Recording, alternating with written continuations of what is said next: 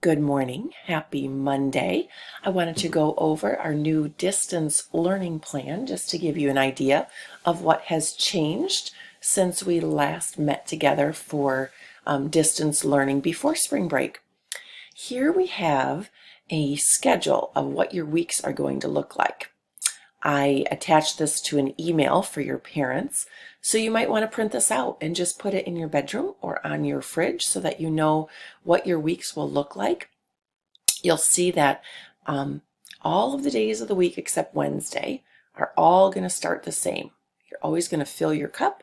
You'll have something called an ELA slide that I'll show you, and then you'll do freckle math for 10 minutes. Then on Monday and Thursday, you're going to have math and Bible. And on Tuesday, Friday, you have reading, writing.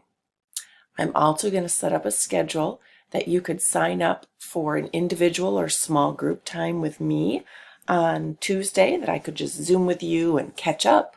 Or maybe you wanted to go over some work or you had some questions. And on Thursdays at 10 a.m., we're going to have our whole class Zoom meetings. And every single day, we're still going to be telling you to read that good fit book so that you keep your brain from turning to mush.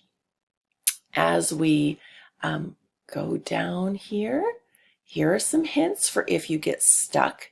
I'm going to recommend that you rewatch any video that there is for that lesson.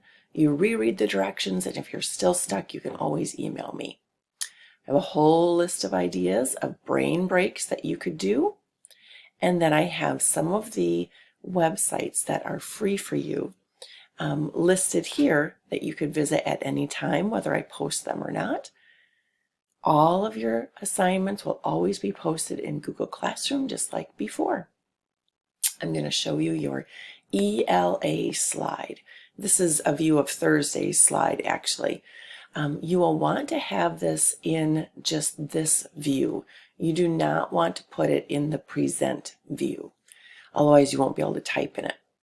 Here it says copy and paste the highlighted box below to choose the word that best completes each sentence.